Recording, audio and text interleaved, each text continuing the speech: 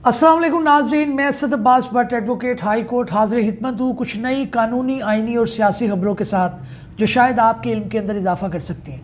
नाज़रीन, कुछ खबरें हैं अदालत से। असद उमर साहब की एक बेल जो है वो रिजेक्ट हुई है, उसकी क्या तफसीलात हैं। सारा इनाम कत्ल केस का फ़ैसला महफूज कर लिया गया है, उसकी क्या इतलात हैं। 190 मिलियन पाउंड के अंदर जो है वो तकरीबन 5 से 7 गवाहान के नाम सामने आए हैं, उनकी क्या इतलात हैं। और इसके अलावा भी बहुत सी खबरें हैं। नवाज शरीफ साहब ने फिर एक बयान दिया है जिसके अंदर उनका कहना है कि मुझे 99 के अंदर और 93 के अंदर क्यों निकाला गया, लेकिन जानने की बात यह है कि वो इसके अंदर 2000 गालबन जो 17 है उसका तस्करा करना भूल गए हैं। शायद उसके मुतल्लिक उनकी पार्टी की लाइन जो है वो दूसरी है।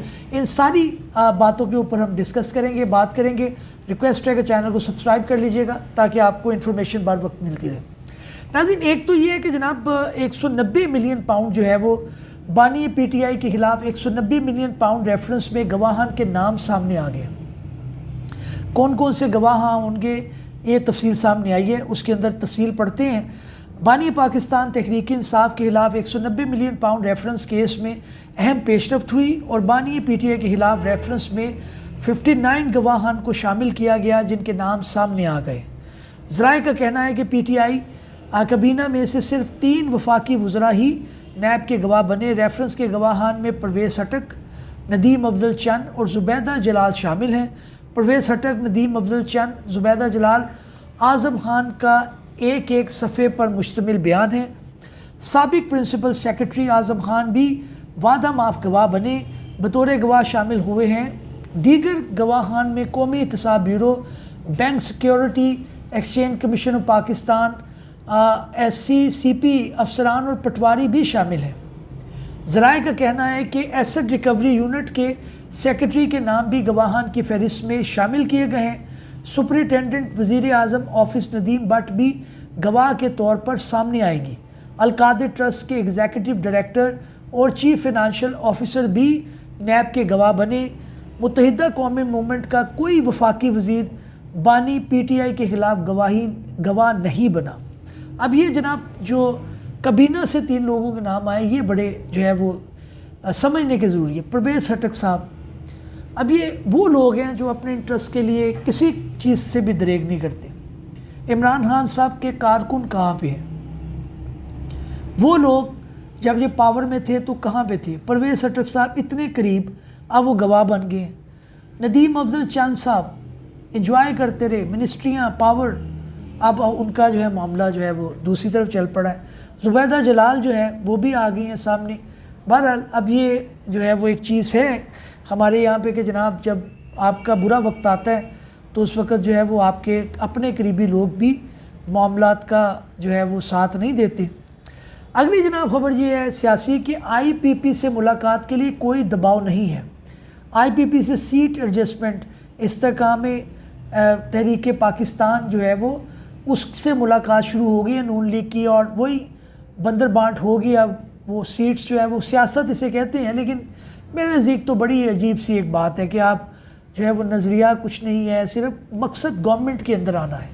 वो IPP हो, वो नून लीग हो, वो पीपल्स पार्टी हो, इवन तहरीक इंसाफ हो, गरीब का मसला वहीं पे खड़ा रहा। तब्दीली के नारे लगते रहे, वो किस तरह पॉलिटिक्स को ले गए। क्या अपनी लड़ाई है आपके अंदर जो है वो पॉलिटिकल सेंस नहीं है, आप लोगों के क्या काम करेंगे। बहरहाल हर पार्टी जो है उससे शिकवई आवाम करती हुई दिखाई देती है, लेकिन बहरहाल आज जो है सीट एडजस्टमेंट होगी, इनके लिए मुलाकातें शुरू हो गई हैं। मुस्लिम लीग नून और इस्तेकाम पाकिस्तान पार्टी में सीट एडजस्टमेंट के लिए कमेटी कायम कर दी गई है। ज़राए के मुताबिक नून लीग की तरफ से राना सनाउल्लाह, या सादिक और साद रफ़ीक, जबकि PTI की तरफ से ऊन चौधरी, एहसाक हाकवानी और नुमान लंगड़ियाल कमेटी में होंगे।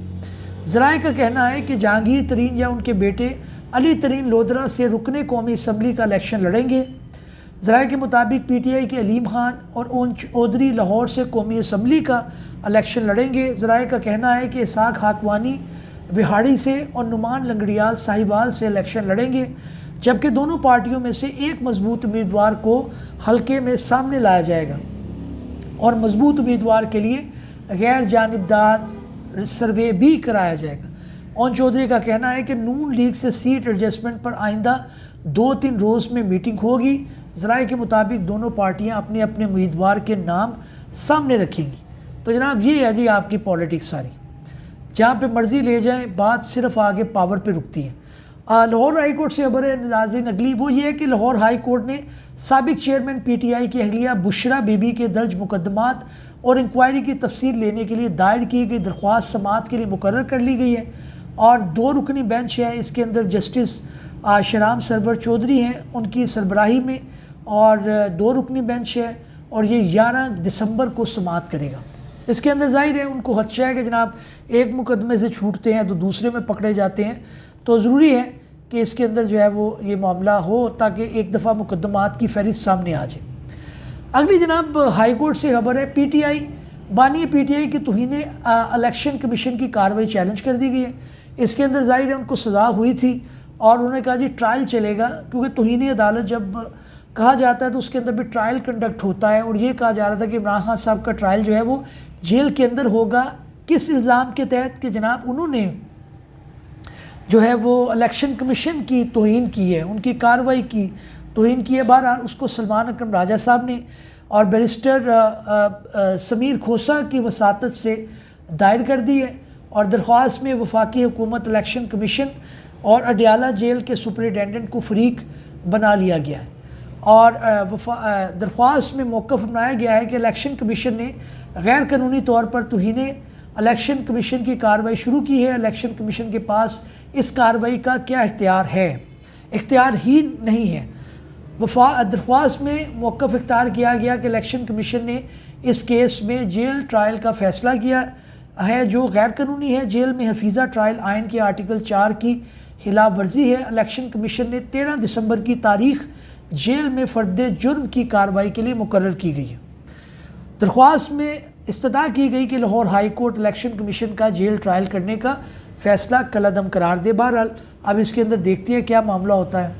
اچھا جی، سپریم کورٹ سے بھی خبر ہے جناب، وہ یہ ہے کہ سپریم کورٹ کے اندر درخواست جو فائل ہوئی تھی ریفرنس کی ذوالفقار علی بھٹو، اس کی کارروائی براہ راست دکھائی جائے یا نہیں، اس کے متعلق جو ہے وہ ایک کمیٹی ہے وہ اپنی رپورٹ 2 رکنی کمیٹی جو ہے پیر کو رپورٹ پیش کرے گی. اور اس کے معاملے کے اندر جو ہے وہ ذرائع کا کہنا ہے کہ کمیٹی کی رپورٹ مرتب کر لی گئی ہے. نشریات براہ راست دکھائی جائیں یا سماعت کی ریکارڈنگ کی جائے، یہ ابھی ڈیسائیڈ ہونا ہے. سابق وزیر اعظم ذوالفقار علی بھٹو ریفرنس پر سماعت منگل 12 دسمبر کو ہوگی. چیف جسٹس قاضی فائز عیسیٰ کی سربراہی میں 9 رکنی لارجر بینچ جو ہے دن 11 بجے سماعت کرے گا. اب دیکھتے ہیں جناب اس کے اندر کیا معاملات طے ہوتے ہیں. براہ راست دکھائی جائے تو زیادہ بہتر ہے، کیونکہ ظاہر ہے قوم کو پتہ چلے اس کے اندر کیا ہو رہا ہے. ایک بڑی اچھی خبر آئی ہے، وہ نگراں وزیر داخلہ سندھ کی طرف سے، سندھ سے ہے جناب. وہ میں پیرنٹس کے لیے خاص طور پہ بتانا چاہوں گا کہ انہوں نے کہا ہے کہ جناب کہ منشیات کے استعمال کی روک تھام سے متعلق کہنا ہے کہ والدین بچے کی کیفیت سے تبدیلی پہچان کر منشیات کا تشخیصی ٹیسٹ کروائیں. یہ بڑی ایک بات ہے جناب کہ جب آپ بچے کے رویے میں تبدیلی دیکھیں تو آپ اس کا ڈرگ ٹیسٹ کروائیں تاکہ آپ کو ٹائملی پتہ چلے کہ بچہ کدھر جا رہا ہے. جب معاملہ ہاتھ سے نکل جاتا ہے، معاملات آگے کی طرف چلے جاتے ہیں، تب پتہ چلتا ہے جب پانی سر سے گزر چکا ہوتا ہے.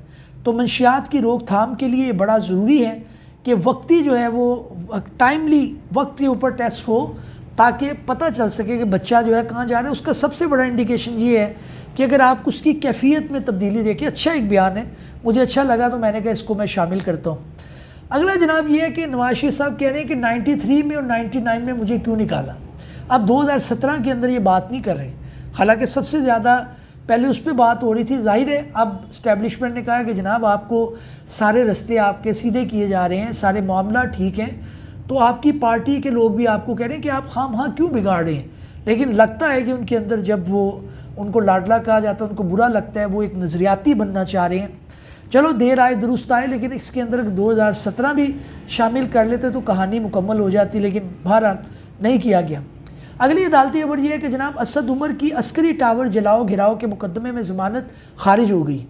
جناب کوئی اتنی گھبرانے کی بات نہیں، عدم پیشی کے طور پہ خارج ہوئی ہے، عدم حاضری جب وہ پیش نہیں ہو سکے اس وجہ سے یہ خارج ہو گئی ہے. اتنی کوئی بات نہیں ہے, ان کے معاملات سیٹل ہیں, یہ سیاست چھوڑ چکے ہیں, ان کے اوپر کوئی اتنا جو ہے وہ گہرا ہاتھ نہیں آنے والا. اگلی عدالتی خبر جناب یہ ہے کہ سارا انعام قتل کیس کا فیصلہ محفوظ ہو گیا ہے اور یہ ڈسٹرکٹ سیشن کورٹ اسلام آباد کے اندر ہوا ہے. انہوں نے فیصلہ دلائل مکمل ہو گئے ہیں.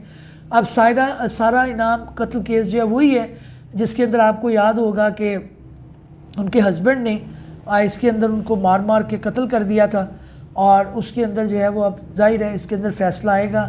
ایاز میر صاحب کے صاحبزادے ہیں, ایاز میر صاحب تو اس سے ان کا کوئی تعلق نہیں ہے لیکن ان کے صاحبزادے ہیں, تو ان کے متعلق یہ معاملہ چل رہا ہے. ان کی جو بیگم ہے ان کو بھی غالباً جو ہے اس کے اندر ملوث کیا گیا ہے. جناب اگلی جو ہے کہ عالمی شہریت یافتہ امریکی سابق جج ہیں فرینک کیپریو کو کینسر میں مبتلا ہو گئے ہیں, اور سوشل میڈیا پر صارفین سے مکمل صحت یابی کے لیے دعاؤں کی درخواست کرتے ہوئے آپ دیدہ ہو گئے. بڑے ایک سویٹ جج ہیں, بڑے ایک جو ہے وہ ریناؤنڈ جج ہیں جو کورٹ کے اندر چلان اکثر چھوڑ دیا کرتے تھے اور معاملات کر دیتے ہیں. ایک خبر آئی ہے جناب, ایک بیان آیا امیر جماعت اسلامی پاکستان سراج الحق صاحب نے استفسار کیا ہے کہ پاکستان میں اقتدار کے لیے صرف کیا 2 ہی خاندان رہ گئے ہیں. بڑی اچھی بات ہے, مجھے لگتا ہے 3 ہو گئے ہیں. عمران خان صاحب کی فیملی بھی اس کے اندر ابھی نہیں آئی, لیکن ظاہر ہے جب لانگ ٹرم میں دیکھا جائے گا تو وہ بھی کود پڑیں گے. تو موروثی سیاست تو اس خطے کا ایک خاصہ رہی ہے, لیکن میں یہ سمجھتا ہوں کہ جناب یہ بھی بڑا ضروری ہے کہ عوام جو ہے وہ ہوش کے ناخن لے, وہ پڑھائی کی طرف جائے, وہ شعور کی طرف جائے. آپ کیوں لگتا ہے آپ کو کہ اس کا بیٹا ہی آپ کی تقدیر بدل سکتا ہے, جو کہ نہیں بدل سکتا, یا اس کی بیٹی ہی بدل سکتی ہے. عمران خان صاحب نے ابھی تو ظاہر ہے نہیں یہ کہا, انہوں نے جو منسٹر گوہر کو بنایا ہے, لیکن وہ وقتی ہے, لانگ ٹرم کے اندر دیکھتے ہیں وہ کب تک کھڑے ہوتے ہیں. سنا جا رہا تھا کہ ان کی بہن کا بھی نام آ رہا ہے.